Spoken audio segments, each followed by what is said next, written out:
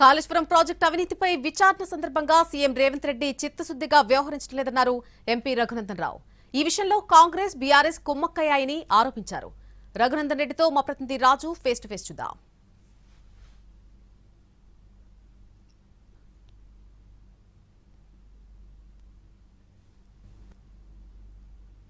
కాళేశ్వరం ప్రాజెక్టుకు సంబంధించి తెలంగాణ హైకోర్టు ఇచ్చినటువంటి ఆదేశాలతో మాజీ ముఖ్యమంత్రి కేసీఆర్, మాజీ మంత్రి హరీష్ రావుతో పాటు ఇతర అధికారులకు కూడా ఊరట లభించింది. మనతో మాట్లాడేందుకు ఎంపీ రఘునందన్ ఉన్నారు. రఘునందన్ రావు గారు, తెలంగాణ హైకోర్టు ఇచ్చినటువంటి ఆర్డర్ను ఎలా చూస్తారు? కాళేశ్వరం ప్రాజెక్టుకు సంబంధించినటువంటి అంశం తెలంగాణలో జరిగినటువంటి ఎన్నికల సమయంలోనే కాదు, గత కొంతకాలంగా ఇది పెద్ద ఎత్తున చర్చ జరుగుతూనే ఉంది. ఇప్పుడు హైకోర్టే డైరెక్ట్గా ఆదేశాలు ఇచ్చింది.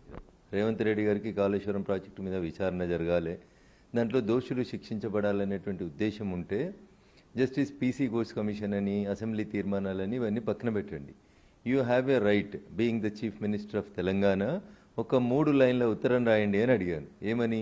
కాళేశ్వరం ప్రాజెక్టు డిపిఆర్ స్టార్ట్ చేసిన దగ్గర నుంచి మొదలుకుంటే ఈ రోజు వరకు జరిగినటువంటి అవకతవకల మీద సిబిఐ విచారణ జరిపించండి, దీంట్లో 1,00,000 కోట్ల ప్రజాధనం దుర్వినియోగం జరిగింది అని రాసి ఇట్లు రేవంత్ రెడ్డి ముఖ్యమంత్రి అని సంతకం పెట్టి పోయి హోంమంత్రిత్వ శాఖను ప్రధానమంత్రిని కలువమనుండ్రి. Then they will start initiating on CBI.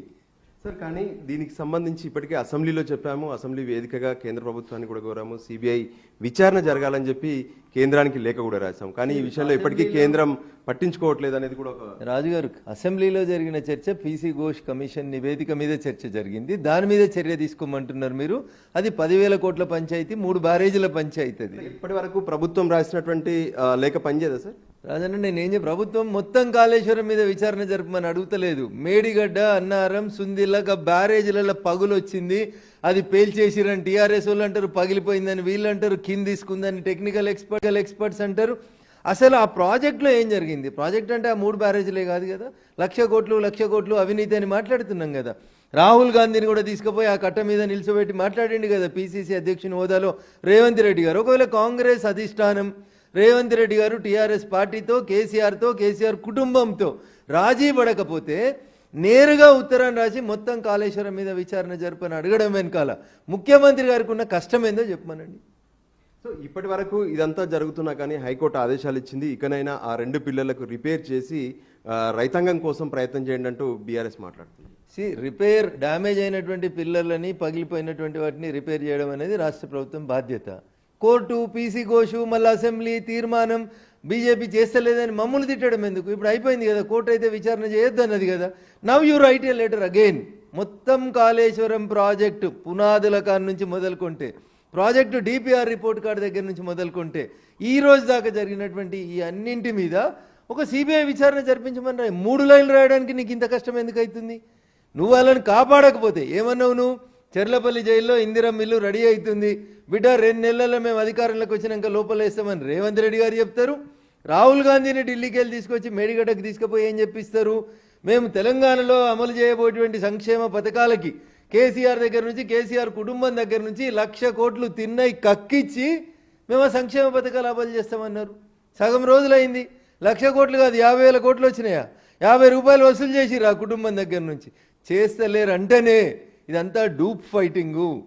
కానీ ఇటువంటి ఆర్డర్స్ కావచ్చు, వీటన్నిటి విషయంలో కేంద్రంతో కొంత దగ్గర అవుతున్నారు బీఆర్ఎస్ నేతలు, అందుకోసమే ఇటువంటి వస్తున్నాయని చెప్పి కూడా కాంగ్రెస్ ఆరోపిస్తుంది.